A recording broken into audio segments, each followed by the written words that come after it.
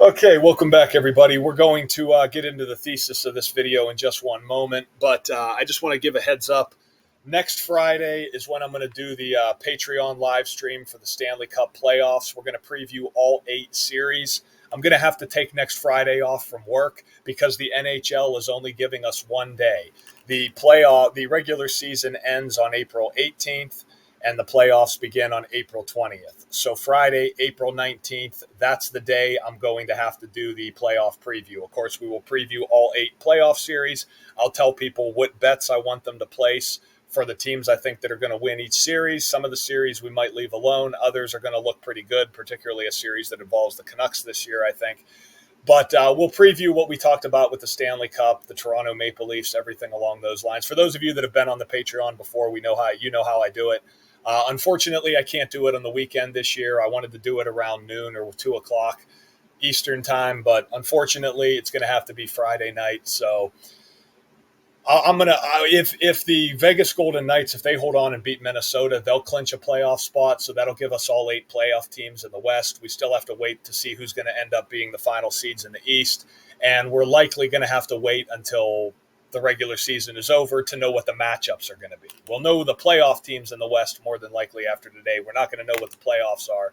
So again, there's going to be a lot of work that's going to have to go into this in a short period of time, but I already have the blog post here. This is what I've already worked on some of it because a couple of the matchups, I'm pretty sure I know what they're going to be. So once we know them all, we'll go through this. I'll tell people exactly what bets to place. So if you're interested in signing up for my Patreon, I'll link it in the description. It's only $5 a month. We'll go through the first round of the playoffs, and then we'll do the second round conference championship and everything moving forward. You guys, you know how we do it.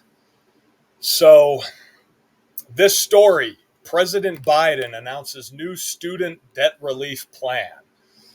Right. And it's hilarious that CNN tells us that he's going to forgive $7.4 billion more dollars in student loan debt for 277,000 borrowers, which of course means that that's going to be the taxpayers that are going to have to fund that.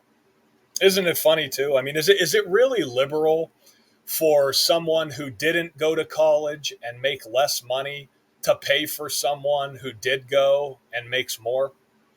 Funny how that works. And of course, the 277,000. Isn't that hilarious, right? Like 277 is the 59th prime number, like how Joe Biden won the 59th presidential election and sacrificed his son, Beau Biden, at age 59. And then, of course, the same Jesuit priest who did the funeral for Beau Biden did the inauguration for Joe Biden, and his name was Leo Jeremiah O'Donovan, whose name sums to 201, which we'll get to Inauguration Day in a minute. But anyway, April 11th, 2024, it's a date with 59 numerology, go figure. So Joe Biden does this on the 56-year anniversary of the 1968 Civil Rights Act, better known as the Housing Act. Because, of course, the Fair Housing Act was enacted by President Lyndon B. Johnson. That was different than the 1964 Civil Rights Act. The Fair Housing Act was saying that you can't discriminate against someone for housing, finance, loans, things of that nature, right? You couldn't discriminate based on race, religion, sexuality, gender, things of that nature.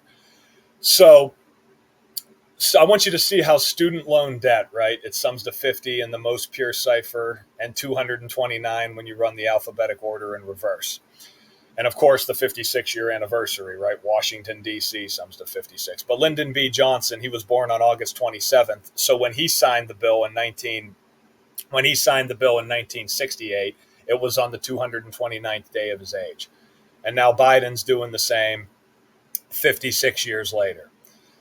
So, again, 229th day of Lyndon B. Johnson's age, who signed the bill 56 years ago. And of course, this news comes 284 days before Inauguration Day. And remember, the full name of Inauguration Day is called Inauguration of the President of the United States, which is 201. And Inauguration Day always happens in the date written 20/1. Again, like how Leo Jeremiah O'Donovan's 201. Like how the first ever Jesuit Pope Francis lives in Suite 201 at the Vatican, known as the Domus Sancta Marte, which is 201. When the founder of the Jesuits, Ignatius of Loyola, is 201. And the list goes on and on and on, like how Biden's from Jesuit Scranton, Pennsylvania, one of the nation's 27 Jesuit universities is. It's about a 4.5 hour drive from where I am right now. And then, of course, he's running against Donald Trump, who's Jesuit educated at Fordham. But I want you to see how the more common name is called student loan forgiveness. And again, in the language of gematria, the alphabetic order, student loan forgiveness sums to 284. And Biden does this exactly 284 days before Inauguration Day. And, you know, the upcoming election, too, I mean, isn't it funny that it happens during an election year? The interesting thing is that January 28th is the date written 28/1, right? Like 281, which is the 60th prime number, like how Donald Trump sums to 60. And the 7.4 billion, right? April 11th is 74 days after January 28th, because of course 2024 is a leap year. And there's nothing new to that, right? Remember we got the news out of Pittsburgh on January 28th back in 2021 of the bridge collapse, the 50-year-old bridge in Pittsburgh. And of course, bridge collapse is 128, and it was the Fern Hollow Bridge, which is 128. Remember the other thing that happened in 1986 was Challenger exploded. Challenger, another 50. But January 28th, that fateful day. So anyway, we'll leave it there. More news by the numbers. Good old student loan debt helping to drive the rest of us into debt. And you know, you want to know something too? Like, we're hearing all this talk about reparations and student loan debt.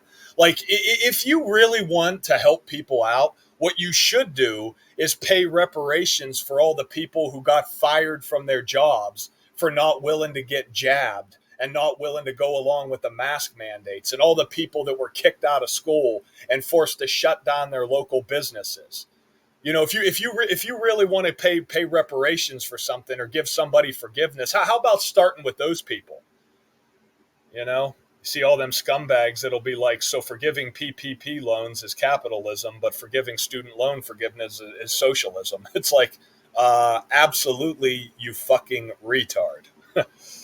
You know, capitalism did not force people to be shut down because they renamed the flu in 2020. You know, capitalism did not force people to get fired from their jobs and kicked out of school. You know, socialism, that's exactly what socialism is. You know, just forgiving student loans. Somebody willingly takes out a loan for college. That's so, because all socialism is a bribe, right? You know, vote for us because we'll give you free, you know, vote for us because we'll give you welfare. Vote for us because we'll give you universal health care. Vote for us because we'll give you free college. You know, all you know, higher minimum wage. All socialism is a bribery. You know, vote for us, we'll pay off your student loan debt. You know, you really want, you know, you really want socialism to work? Go repay everyone who was fired from their job for not wanting to get jabbed. You know, you're listening to one right now. I was fired from UPS as a result of that shit. And then they want to act like they give a shit about the working class or the middle class, you know? These people are the enemy of our world. They want to wipe the working class off the face of the earth. You know, they want the ruling class, the wealthy elitists, and then they want all the bums and losers on welfare. That's what these people want. You know? The lockdowns weren't voluntary. Taking out a student loan is voluntary. That's why you don't pay it off. You don't put it on the taxpayers. You don't require someone who didn't go to college and makes less money pay for someone who did go to college and make more money. There's absolutely nothing liberal or moral about that. Anyway, guys, the rant is over. I'll talk to you soon. Till next time.